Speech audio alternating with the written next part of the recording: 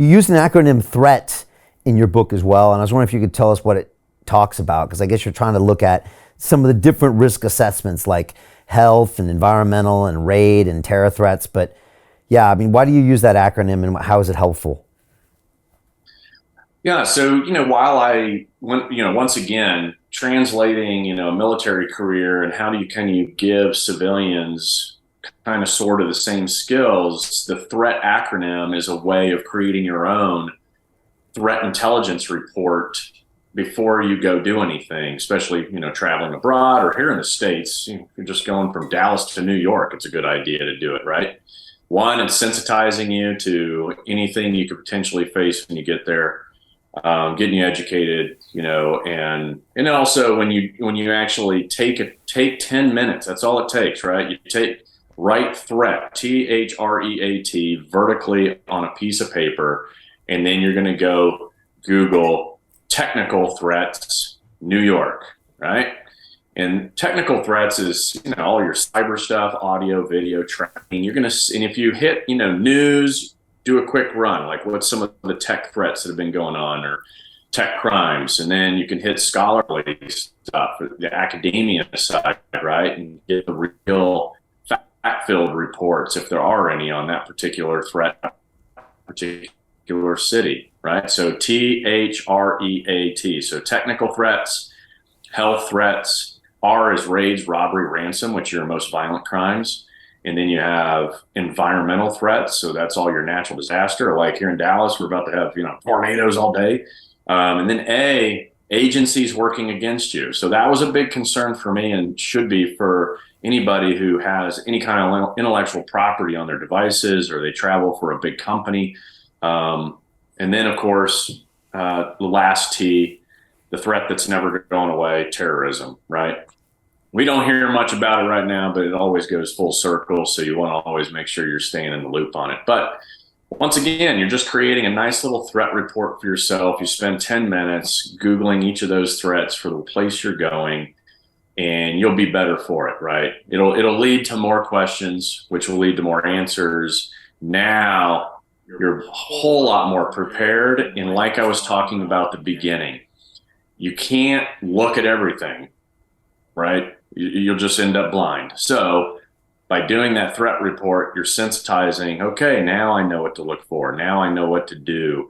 You're reading news, you're reading scholar reports that kind of give you the answers ahead of time. And, then you'll have a much more confident, safer trip. And that's really the goal, is give yourself that confidence so that you're not, over sensitized by being in a new environment, right? We all end up that way. You go to a new country, you're not paying attention to anything. You're just trying to figure out what the hell's going on and taking in all the new noises, new languages, new everything, right? So I'm trying to decrease that a little bit by getting educated before you go. It's funny. I think I did a poor man's version of threat when I remember I was here in London and it was like '05 and I decided to take a trip to Beirut. I thought that would be kind of cool. And I remember asking my travel agent, I'm like, is it safe to go to Beirut? And I guess that was the last T terrorist. And he came right back at me and he said, is it safe to be in London? It's like, and he had a good point. I mean, we just had, a couple years after that, we had bombings in the subway. Then we had guys driving down vehicles down London Bridge, stabbing people, fake explosive vests. Yeah. And it's funny because a lot of people used to think terrorism was abroad. And then you got these lone wolf attacks, Oklahoma City bombings. And I mean, you have to assess it even domestically, that last T, right? Yeah. Yeah. I try to shed a little bit of reality on folks, right? Number one, general statement. What used to be the wrong place at the wrong time is now any place, anytime.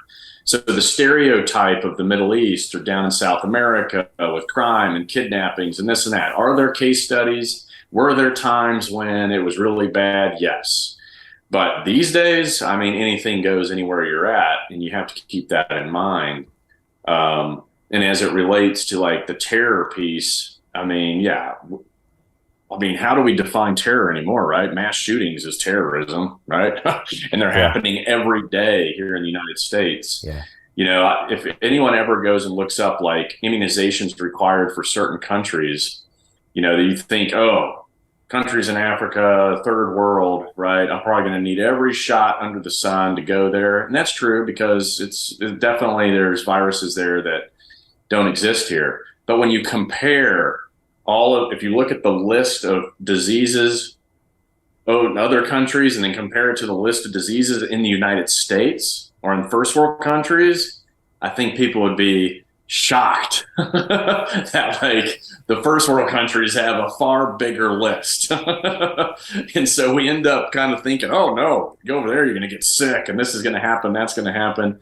But the reality is here in our own homes, we're surrounded by plenty of freaking diseases that we don't even care about. We walk out the door each day. So yeah, the stereotype stuff is, I think, just that. And, anything can happen anywhere these days. Hey, do you want to profit from crypto? Then join my DeFi Academy. The Crypto DeFi Academy will help you create generational wealth. But don't take my word for it. Listen to my students. When I first got into crypto, I remember thinking to myself, I need to learn more.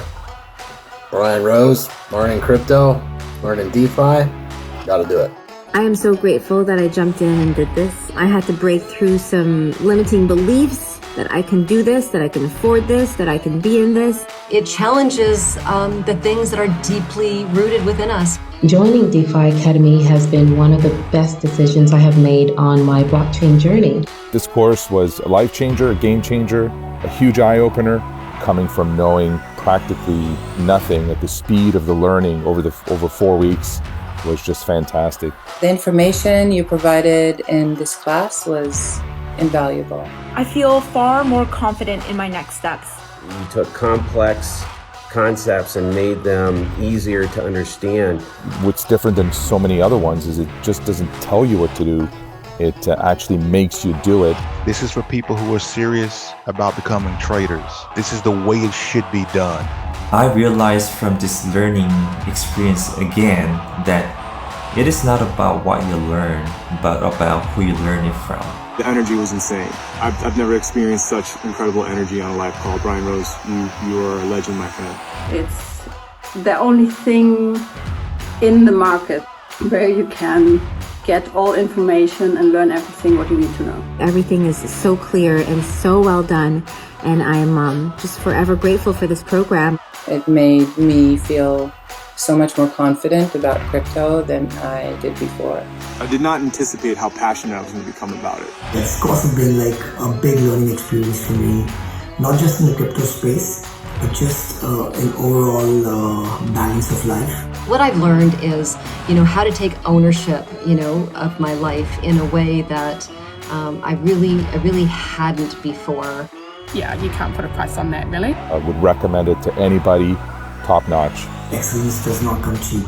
So if you want excellence, you gotta pay for it, but it's so worth it. Pull the trigger. That's what this course is about. You're not going to regret it, really.